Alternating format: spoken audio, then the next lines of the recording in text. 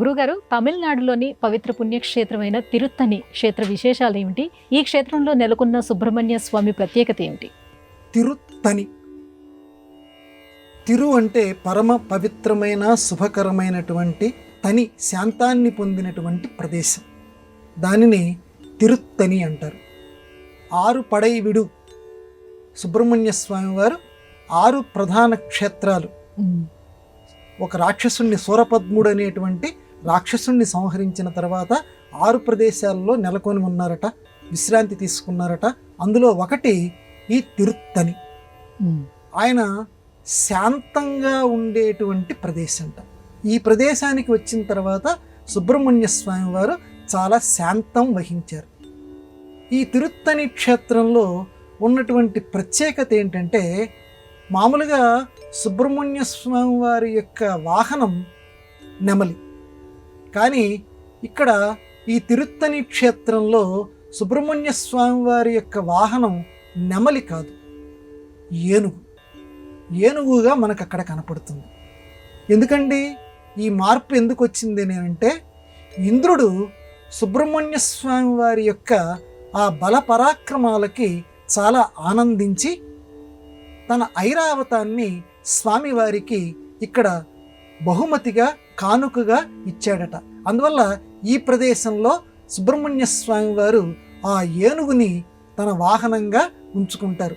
అసలు నెమలిని వాహనంగా ఉంచుకోవటం అనే దాంట్లో ఉన్నటువంటి పరమ పవిత్రమైనటువంటి అంతరార్థం ఏంటంటే, నెమలి పింఛం విప్పుతుంది. మేఘాన్ గనక గర్జన గనక వినపడితే దానికి నెమలి ఆనందం తట్టుకోలేక పింఛం విప్పుతుంది. అటువంటిది సుబ్రహ్మణ్య స్వామి వారి యొక్క వాహనం అంటున్నారు. అసలు వాహనాలు అని అంటే పెద్దవాళ్ళు ఏమని నిర్వచనాలు ఇచ్చారంటే, మంత్రము అని ఇచ్చారు. వాహనం అనే పదానికి అర్థం మంత్రము. ఎందుకనంటే, గరుత్మంతుడి మీద విష్ణుమూర్తి కూర్చున్నాడు అంటే పక్షి మీద స్వామివారు కూర్చున్నాడు అని కాదు. గారుత్మత మంత్రం గనక మనం నిష్ఠతో గనక జపిస్తే విష్ణువు మనల్ని ఆశీర్వదిస్తాడు. ఎందుకంటే దానిని అధిరోహించి ఉంటాడంటే దాని మీద ఎప్పుడూ ఉంటాడు అంటే ఆ మంత్రాన్ని జపించినటువంటి వాళ్ళకి ఆయన ఆశీర్వచనం ఇస్తాడు అని చెప్పి. అందువల్ల నంది మీద, ఎద్దు మీద శివుడు కూర్చున్నాడు ఏమిటయ్యా అని అంటే, వృషభం ధర్మం అంటే ధర్మం మీద శివుడు కూర్చొని ఉన్నాడు.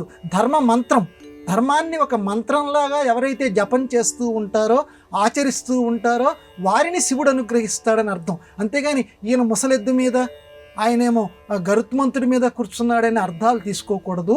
వాహనము అని అంటే మంత్రము అనేటువంటి అర్థాన్ని తీసుకోవాలి మనం అని చెప్తారు. సరే, అది పెద్ద చర్చ అనుకోండి. ఇక్కడ ఏంటంటే, శివుడు సంబంధించినటువంటి శివుడి యొక్క పెద్ద కుమారుడైనటువంటి సుబ్రహ్మణ్య స్వామి ఇక్కడ నెమలి పింఛం అంటే పింఛం విప్పేటువంటి నెమలిని ఎందుకు తీసుకున్నాడంటే, ఆ రకమైన మంత్రజపం గనక చేస్తే హృదయం విప్పారుతుంది, ఆ మంత్రసిద్ధిని మీకు నేను కలగ చేస్తాను అని చెప్పటం కోసం నెమలిని వాహనంగా తీసుకున్నాడు. తర్వాత గజాన్ని స్వీకరించాడు. గజముకి ఉన్నటువంటి రకరకాల లక్షణాల్లో ఏంటంటే, గజం అనే పదాన్ని తిరగవేస్తే జగము అని వస్తుంది. గజమే జగము.